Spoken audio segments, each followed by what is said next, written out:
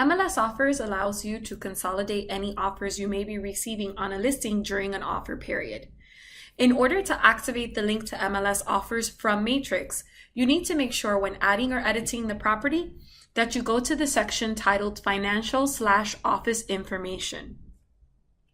If you scroll down, there is an area or a section titled Compensation and Miscellaneous Information.